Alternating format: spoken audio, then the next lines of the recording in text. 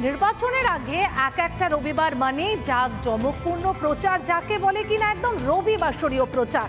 ঢাক ঢোল বাজিয়ে বাড়ি বাড়ি গিয়ে প্রচার, জনগণের কাছে পৌঁছানোর চেষ্টায় ব্যস্ত প্রার্থীরা। দিনাজপুর থেকে তমলুক, দিকে দিকে ধরা পড়ল একই ছবি।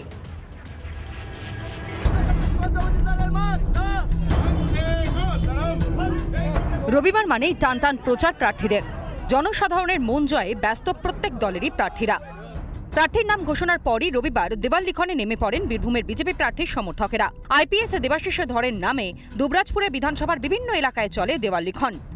বালুরঘাট শহরের জোড়া ব্রিজের কাছের পাইকারি সবজি বাজারে জনসংযোগে দেখা যায় বিজেপি প্রার্থী সুকান্ত মজুমদারকে।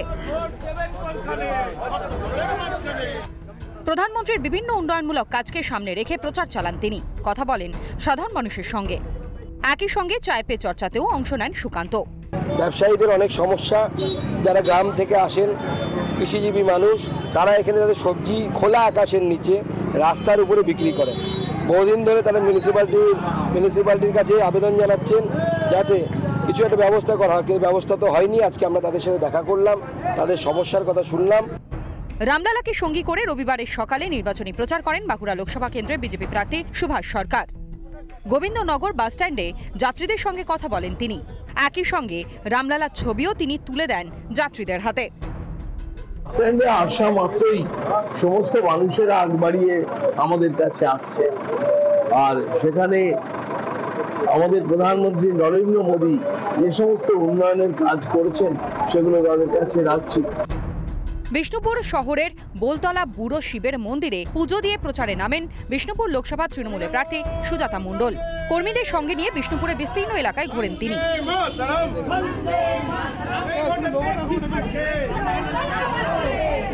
ভোটারদের দরজায় দরজায় গিয়ে তাকে ভোট দেবার আবেদন জানান সুজাতা।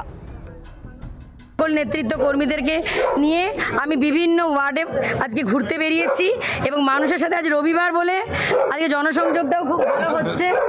আশীর্বাদ করো। মদ্রেশ্বরে বিস্তীর্ণ এলাকায় রবিবার প্রচার সারেন হুগলি সিপিএমের প্রার্থী মনোদীপ ঘোষ। মদ্রেশ্বরে বিভিন্ন এলাকায় প্রচার করেন তিনি। কথা বলেন স্থানীয়দের সঙ্গে। এখানে জুট মিল বন্ধ আছে, এটা নিয়ে একটা ত্রিপাক্ষিক চুক্তি হয়েছিল, সেই চুক্তি মালিক পক্ষ মানছে না। এই নিয়ে সরকারের কোনো হেলদোল নেই, উল্টে শ্রমিকরা আন্দোলন করলে তাদেরকে বিভিন্নভাবে হুমকি দেওয়া হচ্ছে, দমন পীড়ন করা হচ্ছে।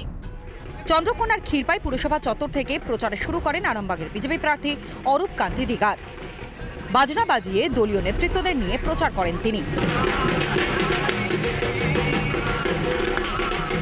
কোনো কিছুই ডেভেলপমেন্ট নেই। আরামবাগের হসপিটাল আছে, কিন্তু হসপিটালে কোনো পরিষেবা নেই।